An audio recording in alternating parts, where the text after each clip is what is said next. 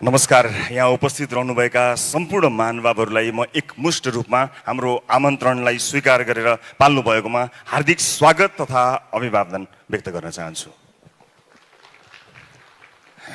केही उपस्थित दर्शक महानुभावहरू, विशिष्ट वरिष्ठ विभिन्न महानुभावहरूले आजको यो उपस्थितिको उद्देश्य लगभग थाहा पाउनु भएकै छ, केहीले थाहा पाउनु भएको छैन। तर म धेरै यसलाई व्याख्या अथवा धेरै त्यो सस्पेन्सलाई नलम्ब्याइकन यहाँहरूलाई आज हामीले बोलाउनुको तात्पर्य र हामीले गर्न खोजेको कामका विषयमा केही जानकारी गराउन गइरहेको छु। त्यो अनुमति चाहन्छु र यो अनुमति लिँदा म मेरा अभिभावक, मेरो आदरणीय दाई, वरिष्ठ सञ्चारकर्मी हरिशरण लामिछानेज्यूको अनुमति लिएर, आशीर्वाद लिएर सुरुवात गर्न चाहन्छु। दाइ जहाँ हुनुहुन्छ कृपया उठिदिनु होला, एकपटक अगाडि आइदिनु हुन अनुरोध गर्न चाहन्छु। जसलाई सुनेर म भित्रभित्रै प्रेरित भएँ, जसको आवाजले लाखौं नेपालीलाई सँगै उहाँको आफ्नै भाइलाई पनि प्रेरणा दिइरहेको थियो, म दाइको आशीर्वादबाट सुरु गर्न चाहन्छु। म आसन ग्रहणको लागि अगाडि अनुरोध पनि गर्न चाहन्छु। उपस्थित आदरणीय महानुभावहरू, हामी नेपाली आकाशमा एउटा सञ्चार माध्यमको फेरि सुरुवात गर्न गइरहेका छौँ। यो भिडमा अर्को एउटा सञ्चार माध्यम थपिन लागेको छ, थप्न खोजेका छौँ। तर त्यो भिडमा यो पृथक बनोस्, यो अलग बनोस् भन्ने उद्देश्यसहित हामी उपस्थित भएका छौँ। तपाईहरू आज गोर्खा मिडिया नेटवर्कको आमन्त्रणमा यहाँ उपस्थित हुनुभएको छ। म आधिकारिक रूपमा नेपाली आकाशमा गोर्खा मिडिया नेटवर्कले सुरुवात गर्न आँटेको एउटा सञ्चार माध्यम र त्यससँग सम्बन्धित अन्य विभिन्न सञ्चार विधाहरू बारे जानकारी गराउनको निमित्त उपस्थित छु र आधिकारिक रूपमा गोर्खा मिडिया नेटवर्कको यो आमन्त्रण भएको जानकारी गराउँदै यहाँहरूलाई फेरि एकपटक हार्दिक स्वागत गर्न चाहन्छु। र गोर्खा मिडिया नेटवर्कका चेयरपर्सन आदरणीय जीवी राई यहाँ हुनुहुन्छ। म उहाँको परिचय गराउन चाहन्छु। यहाँले नाम मात्र हेर्नुभएको छ। हाम्रो यस अर्गनाइजेसनको चेयरपर्सन आदरणीय जीवी राईलाई म आधिकारिक रूपमा एज अ चेयरपर्सन स्वागत गर्न चाहन्छु र उहाँको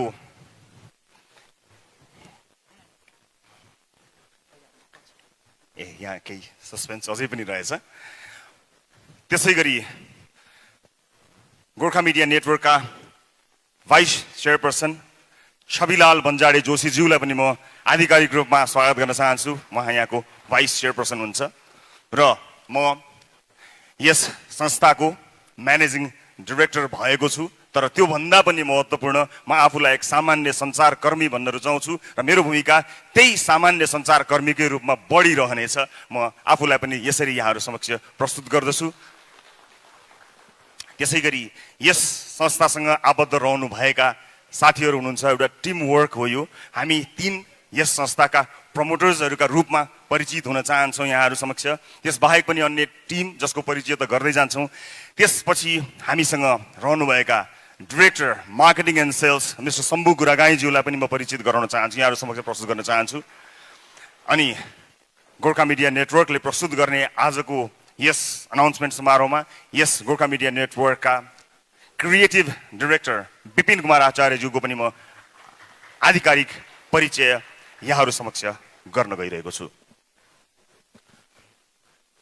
अब केही भूमिकाहरू त छन्, भन्नै पर्ने चिजहरू छन्। तर त्योभन्दा पहिला म आजको यो नयाँ सुरुवात बारे अडियो भिजुअल्ली यहाँहरूलाई जानकारी गराउने अनुमति चाहन्छु र यसका लागि हामी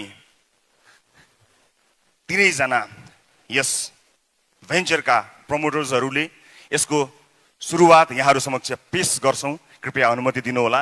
हामी यो मञ्चबाट एकैछिन अगाडि गएर यहाँहरूलाई हाम्रो यो स्क्रिनतर्फ ध्यानाकर्षित गराउन चाहन्छौँ र हाम्रो लोगो रिभिलको समय हो यो, त्यसका लागि यहाँहरूको ध्यानाकर्षण गराउन चाहन्छु।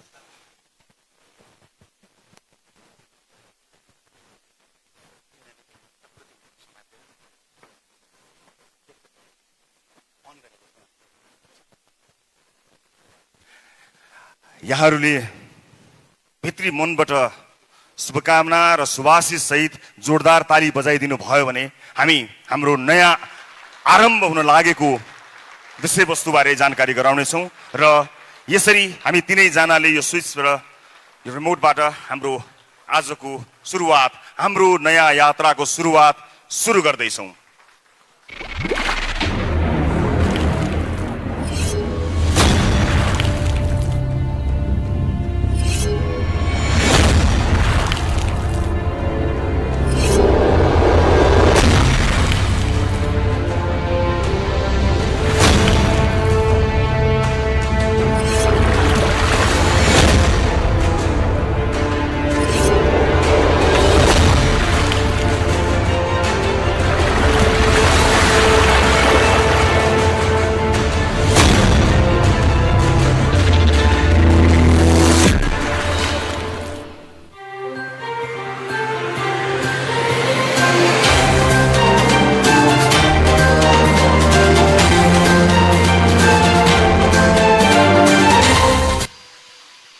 नेपाली आकाशमा आजबाट galaxy 4K, Nepal's first 4K television channel सुरुवात भएको छ। यो घडीमा तपाईहरुबाट हामी एउटै चीज चाहन्छौं, आशीर्वाद। भित्री मनबाट तपाईले दिनुहुने आशीर्वादले हामी नेपाली संसार माध्यमको उचाइलाई एउटा बेग्लै उचाइमा पुर्याउने प्रतिबद्धता व्यक्त गर्न चाहन्छौं। नेपाली संसार कर्मीहरुका लागि एउटा महत्त्वपूर्ण ठाउँ बन्न सकोस् भन्ने कुरामा प्रतिबद्ध हुन चाहन्छौं र फेरि पनि ग्यालेक्सी 4K का तर्फबाट अफिसियली फेरि पनि यहाँ उपस्थित सम्पूर्ण महानुभावहरुलाई हार्दिक स्वागत तथा अभिवादन टक्राउन चाहन्छु र आफ्ना केही भनाइहरु राख्नेछु। कृपया हाम्रा टिम मेम्बर्स सबैजना साथीहरुलाई फेरि आसनका लागि अनुरोध गर्न चाहन्छु।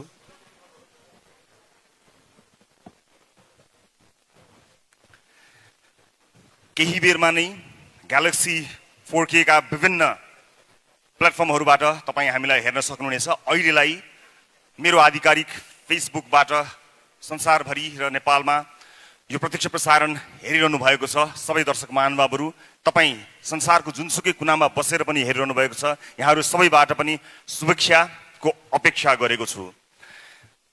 दर्शक महानुभावहरु, यो समय मानिसहरु कुरेर बसिरहेका छन्।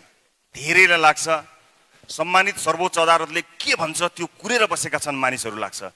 यहाँ उपस्थित भएका हामी पनि कतै न कतै समाचार र विचारसँग प्रत्यक्ष अप्रत्यक्ष सम्बन्धित भएका मानिसहरु भएको हुनाले देश सिंगो देशै अदालतले के भन्छ, अब राजनीतिमा के हुन्छ भनेर कुरिरहेको छ जस्तो लाग्छ। हामीलाई त्यस्तो भान हुन्छ, तर होइन। केही प्रतिशत मानिसहरुलाई मात्र अदालतले के भन्छ भन्ने चासो छ। यो देशका अधिकांश मान्छेहरुलाई भरे बेलुका के खाने भन्ने चासो छ।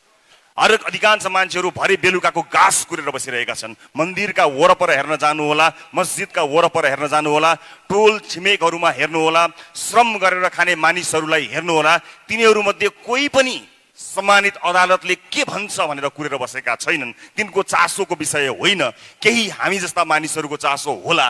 तर यो देशका अधिकांश मानिसहरु न्याय नपाएर छटपटिएका छन्। तिनलाई चाहिँ आफ्नो वर्षौंसम्म अल्झिएको मुद्दामा के फैसला आउँछ भन्ने कुराको प्रतीक्षा छ, न कि अदालतले गर्ने अबको निर्णयको प्रतीक्षा छ। धेरै मानिसहरुले यो समय नै होइन, यो टेलिभिजन सुरुवात गर्ने समय नै होइन, अथवा यो सञ्चार माध्यम सुरुवात गर्ने समय नै होइन, यो त अब के हुन्छ राजनीतिमा भनेर कुर्ने समय हो भनेर भनिरहनु भएको छ। राजनीतिमा के हुन्छ भनेर यो मुलुकले कुरेको कयौं वर्ष भयो। त्यो कुर्दा कुर्दा कयौं मानिसहरुको ज्यान गयो, तर आम सर्वसाधारण मानिसको मुद्दा जिउका तिउ रह्यो। त्यसै उद्देश्यले तिनै आम सर्वसाधारणको मुद्दालाई हेडलाइन बनाउने उद्देश्य लिएर हाम्रो टिमले सुरु गरेको कार्यक्रममा मैले कहिले पनि यो देशका प्रधानमन्त्री अथवा विशिष्ट मन्त्रीहरुको अन्तर्वार्ता प्रसारण गरिन।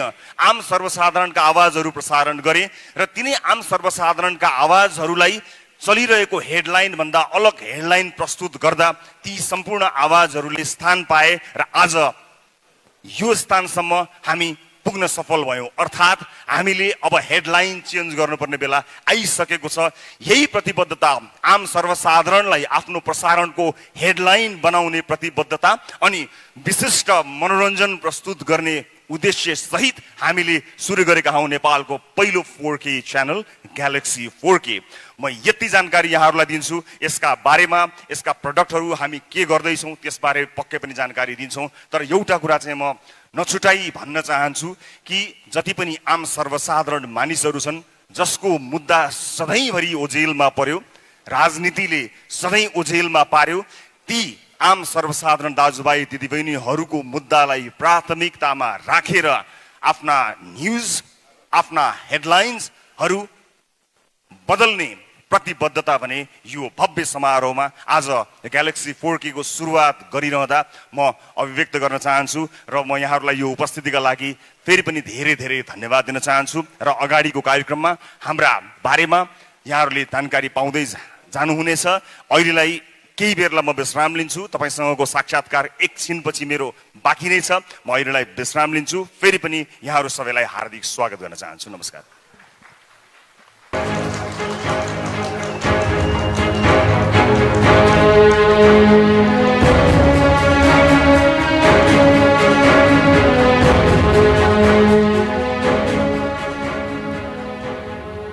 उपस्थित सम्पूर्ण आदरणीय महानुभावहरूमा म ग्यालेक्सी टेलिभिजनको तर्फबाट र मेरो व्यक्तिगत तर्फबाट अभिवादन टक्राउन चाहन्छु।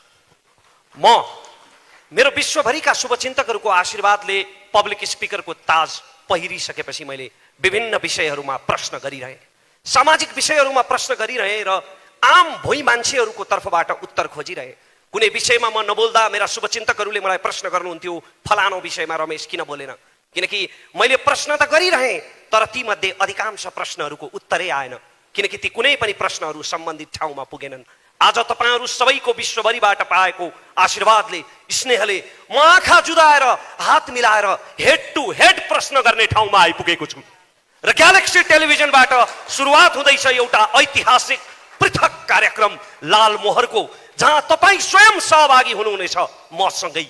कार्यक्रमको विषयमा धेरै प्रकाश पारेर म त्यो सरप्राइज भङ्ग गर्न चाहन्न, किनकि त्यसले पहिलो कार्यक्रमको आनन्द आधा घटाइदिनेछ।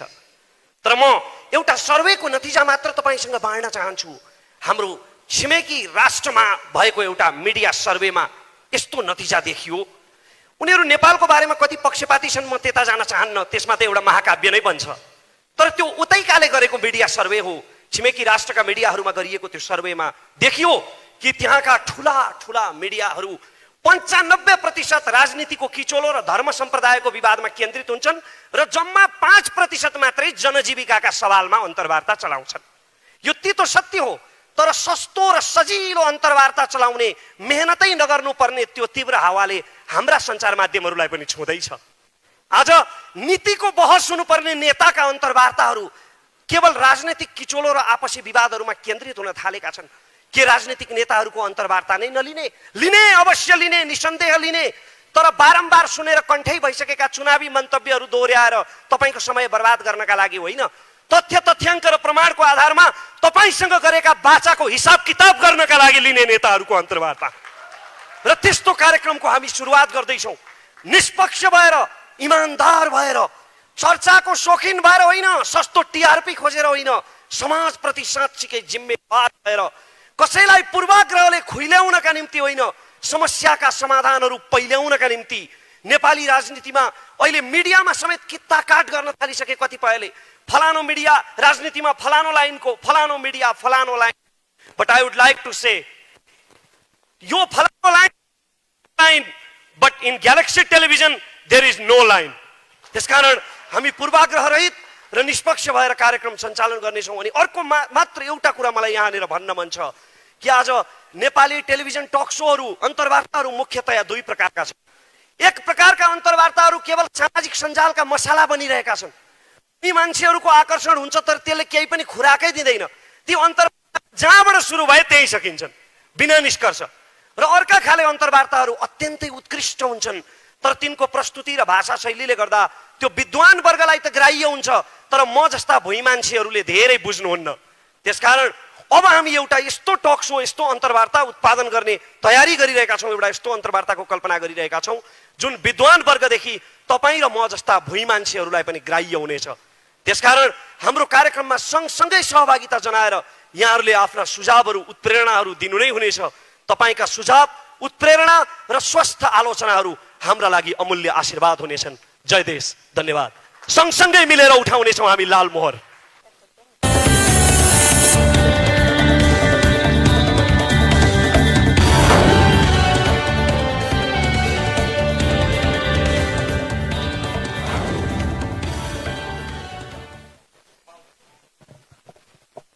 नेपाल जस्तो सानो मुलुक, यहाँका मन्त्री, प्रधानमन्त्री, राष्ट्रपति अथवा उच्च ओहदाका मानिसहरू कसैले हेर्नै नसक्ने, छुनै नसक्ने नहुन्। ठाउँ ठाउँमा भेट हुन्, तरकारी किन्दा भेट हुन्, बस चढ्दा भेट हुन्, मन्दिर जाँदा भेट हुन् भन्ने सोचेर देशका प्रधानमन्त्रीलाई राष्ट्रिय टेलिभिजनमा प्रत्यक्ष उपस्थित गराएर जनताको जनजीविकासँग सम्बन्धित प्रश्नहरू र त्यसको प्रत्यक्ष जवाब दिने उद्देश्यले सीधा कुरा प्रधानमन्त्रीसँग भन्ने कार्यक्रमको अवधारणा निर्माण गर्यौं, जसलाई स्वीकार गरेर सम्माननीय प्रधानमन्त्री केपी शर्मा ओली हरेक हप्ता त्यो कार्यक्रममा जनताको मुद्दामा जवाब दिन उपस्थित भइदिनु भयो। त्यसरी शुभारम्भ भएको कार्यक्रम प्रधानमन्त्रीका लागि बनेको कार्यक्रम कुनै व्यक्तिका लागि बनेको थिएन। प्रधानमन्त्री परिवर्तन हुँदा पनि प्रधानमन्त्री जो आए तापनि जनताको मुद्दा समावेश होस् भनेर सुरु गरिएको कार्यक्रममा सरकार फेरिँदै गर्दा, प्रधानमन्त्री फेरिँदै गर्दा त्यो कार्यक्रम बन्द त भएन। कार्यक्रमका सबै चिज आए, म मात्र हटाइएँ। म त्यो चोटमा थिएँ, त्यो पीडामा थिएँ, तर जनताको त्यो मुद्दालाई भने निरन्तरता प्रदान गर्न सीधा कुरा प्रधानमन्त्री कार्यक्रम अरू कसैले चलाइदिए पनि सीधा कुरा जनतासँग भनेर त्यो सीधा प्रश्न सोध्ने, सीधा कुराकानी गर्ने सिलसिलालाई निरन्तरता प्रदान गरेँ र त्यो कार्यक्रम आम सर्वसाधारणको एउटा अत्यन्त महत्त्वपूर्ण मञ्च बन्यो। दुःखमा परेका, पीडामा परेका, हेपिएका, पिल्सिएका मानिसहरूले त्यो कार्यक्रमलाई आफ्नो मनमा सजाउनु भयो र उहाँहरूको आवाजलाई प्रस्तुत गरेर मैले अघि भने जस्तै हामीले एउटा नेपाली सञ्चार माध्यममा हेडलाइन परिवर्तन गर्ने कोसिस र जमर्को गर्यौं। तर समय र परिस्थिति सँगसँगै त्यो कार्यक्रम पनि अहिले म सञ्चालन गर्दिन। कार्यक्रम सञ्चालन भइरहेको छ सीधा कुरा जनतासँग। तर सीधा कुरा अब के त? अहिलेलाई मैले सीधा कुरा डट डट डट राखेको छु। एउटा कार्यक्रम कसले सञ्चालन गर्छ, कहाँ प्रसारण हुन्छ भन्ने कुराले मेरो लागि महत्त्व राख्दैन। आम सर्वसाधारणका मुद्दाहरू यदि जसले जहाँबाट पनि सञ्चालन त्यही ढङ्गमा गर्न सके र आम सर्वसाधारणका मुद्दाहरू सशक्त रूपमा प्रस्तुत हुन सके भने त्यो कार्यक्रम जहाँबाट सञ्चालन भए पनि त्यसबाट सबैभन्दा बढी सुख महसुस गर्ने मानिस मै हुनेछु। तर यदि त्यसले आम जनताको सर्वसाधारणको दुःख पीडा जसरी हामीले प्रस्तुत गरेका थियौँ त्यसरी प्रस्तुत गर्न सकेनछ भने त्यसको सुरुवातकर्ताको हैसियतले मैले त्यस कार्यक्रमतर्फ हेर्नै पर्ने हुन्छ। म प्रतीक्षारत छु। मलाई विश्वास छ चलिरहेको कार्यक्रम कुनै एउटा मानिसले अथवा कुनै एउटा संस्थाले चलाउने कार्यक्रम मात्र हुने छैन। आम सर्वसाधारणको गुनासोको सही समाधान हुने कार्यक्रम हुनेछ। म प्रतीक्षारत छु। हिजो सीधा कुरा प्रधानमन्त्रीसँग हुँदै जनतासँग आइपुग्यो भने भोलि ग्यालेक्सी टेलिभिजन ग्यालेक्सी 4K प्रसारण भइरहँदा के होला? म प्रतीक्षामा छु। तपाईहरुलाई पनि प्रतीक्षा गर्नको लागि अनुरोध गर्न चाहन्छु। तर भनिन्छ नि ओरिजिनल कार्यक्रम नै नरहने हो भने अन्य डुप्लिकेट कार्यक्रमहरूको मात्र बिगी भइरह्यो र ती डुप्लिकेट कार्यक्रमहरूले पनि आम सर्वसाधारण जुन उद्देश्यका लागि सुरु भएको थियो त्यो परिपूर्ति हुन सकेन भने यसको सुरुवातकर्ता र यसको क्रिएटर कहाँ चुप लागेर बस्छ र? म प्रतीक्षारत छु। सीधा कुरा प्रतीक्षा गर्नु होला। दर्शकहरू, त्यो सँगसँगै हाम्रा धेरै प्रतिबद्धता थिए। म धेरै प्रतिबद्धताहरू व्यक्त गरिरहेको छु टेलिभिजनबाट, तर विभिन्न परिस्थितिले ती प्रतिबद्धताहरू पर सरेका छन्, त्यसबाट विमुख भएको छैन। जति सक्ने त्यति बोल्ने, जति बोल्ने त्यति गर्ने आफ्नो मूल मन्त्रलाई कायम राख्दै हामीले सुरुवात गरेको अर्को कार्यक्रमबारे म यहाँहरूलाई जानकारी गराउँछु।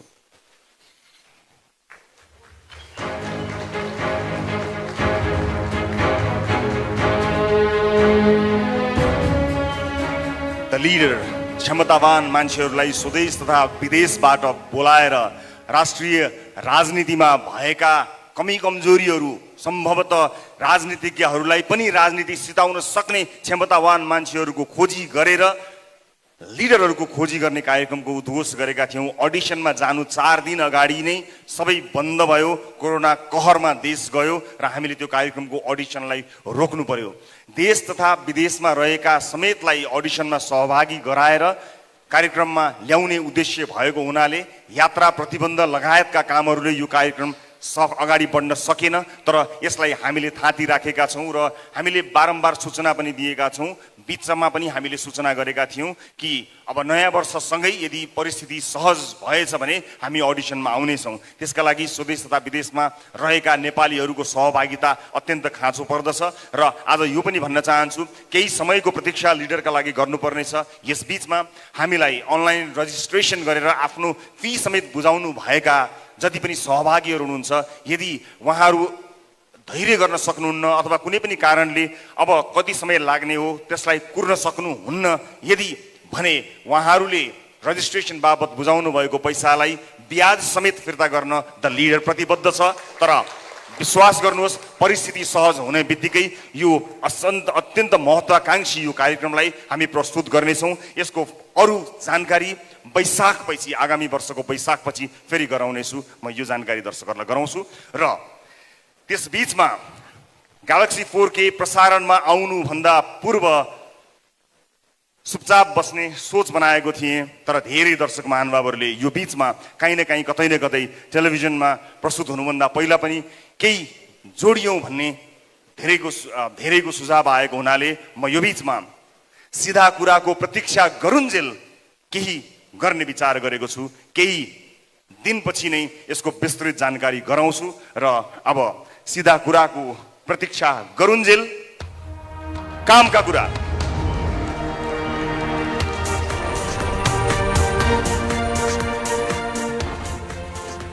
कामका कुरा बारे एउटा श्रव्य दृश्य सामग्री तयार पारेको छु। म त्यसतर्फ यहाँहरूको ध्यान आकर्षित गराउन चाहन्छु।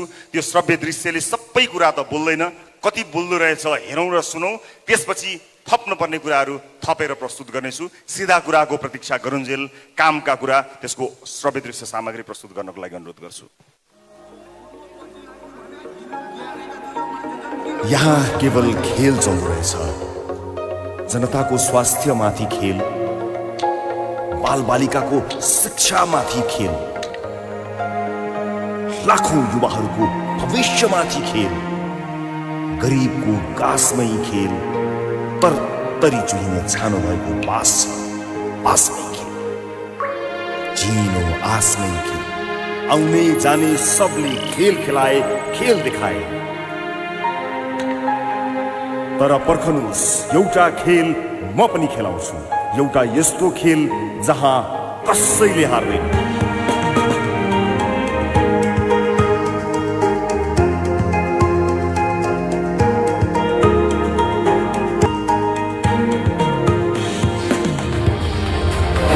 प्रतीक्षा गर्नुहोस्।